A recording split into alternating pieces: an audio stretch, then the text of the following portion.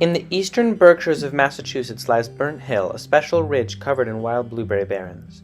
People have tended the blueberries on this hilltop for hundreds, if not thousands of years, making wild blueberries an important part of the region's local heritage. In the 1960s, Jake and Alicia Tripp began managing parts of the hilltop for commercial production. Tripp's farm was a booming blueberry operation consisting of the southern 35 acres of the ridge, as well as the northern end, which was called Gramps Lot. Gramps Lot usually bore a fair number of blueberries, and from what I can recall, I believe they could harvest up to 10 tons on that property. Towards the end of when my aunt and uncle were farming it, they downsized and unfortunately allowed some of the brush to grow into the fields.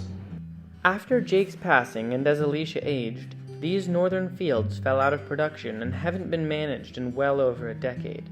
They are now on the brink of being lost to the encroaching woods.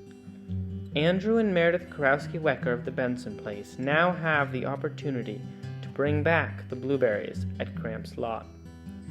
Hi, we're Andrew and Meredith. At the Benson place, we grow certified organic, nutrient-dense wild blueberries using methods that regenerate native pollinator and wildlife habitat.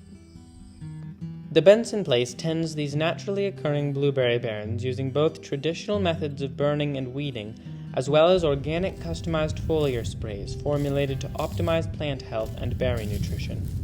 We use timed disturbances to keep it in an early succession state, ecologically speaking.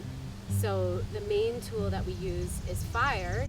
Because we're a certified organic farm and we don't use herbicides, we do thousands of hours every year of hand weeding.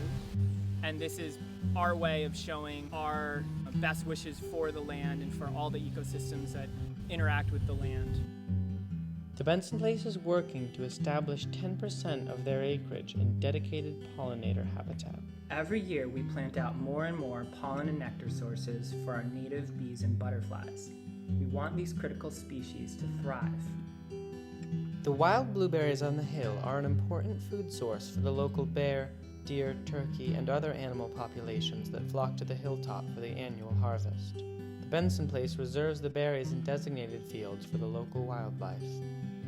The restoration of Gramps Lot will provide nearly 2 additional acres of blueberries for the wildlife.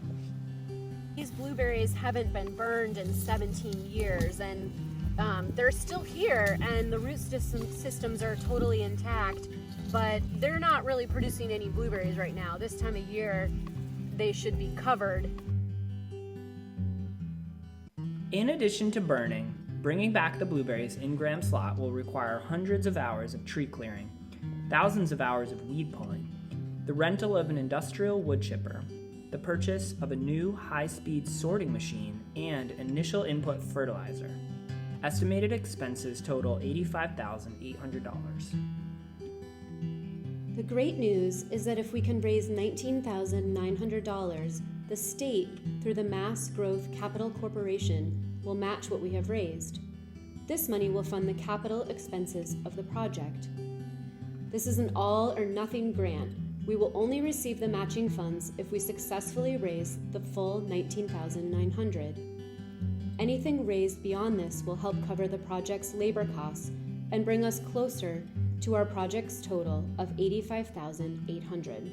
We believe that the wild blueberries on this hill are an important cultural and ecological legacy in our region.